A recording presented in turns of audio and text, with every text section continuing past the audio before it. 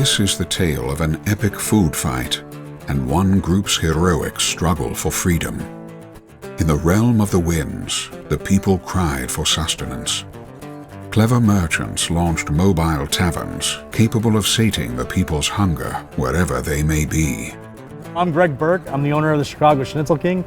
This is my mobile food Jeep where I produce the best schnitzel in the city of Chicago. I'm Kristen Casper, the Chicago Schnitzel Queen of the Chicago Schnitzel King food truck. I'm Laura Pekarik, entrepreneur, owner of Cupcakes for Courage and Courageous Bakery. Most hailed these horseless carriages as God-sent, but a few of the landed gentry feared the new ways. They beseeched the Grand Council, whose alderman lord over each of the realm's 50 wards, to forbid the carriages from drawing nigh to the gentry's own taverns.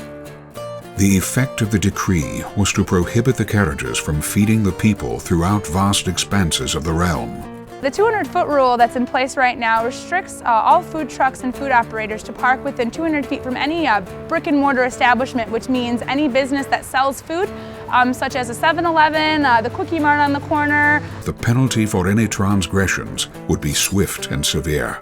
I can legally park on the street but be within 200 feet of a restaurant and receive a $2,000 fine, whereas somebody who parks in front of a fire hydrant pays only $100. The sole council member to rise up against the decree defiantly declared, I think restraint of trade is what this ordinance serves up.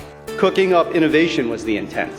A brick-and-mortar restaurant lobby got a hold of it, and it was stuffed with protectionism and baked in the oven of paranoia. The Herald of Record similarly noted the council's protectionist motive.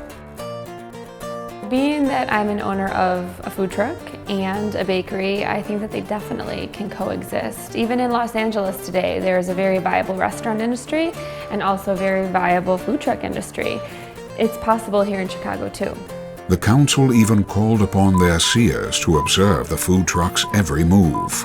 It just feels like an ankle bracelet as a small business owner to have a GPS tracking device monitor your every whereabouts. I don't see what the need for it is. I think it's wrong, and I personally don't want it on my vehicle. Their fortunes appeared bleak, but our merchants refused to falter. They joined forces with a merry band of warriors known as the Institute for Justice, which had thwarted similar attacks in other realms. IJ's National Street Vending Initiative has improved food truck laws across the nation. Many cities have embraced reform, but a few continue to decide what businesses win or lose. In those situations, the only way to protect people's constitutional rights is through the courts.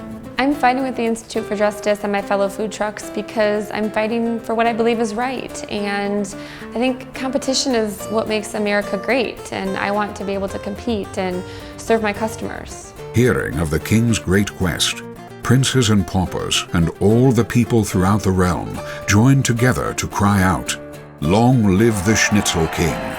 May he forever fill our stomachs with schnitzel and our lives with liberty." Food trucks are a vibrant symbol of the American dream, and together with the Institute for Justice, we can fight to make that dream a reality. For more on these courageous heroes and their epic battle, visit ij.org and like IJ on Facebook.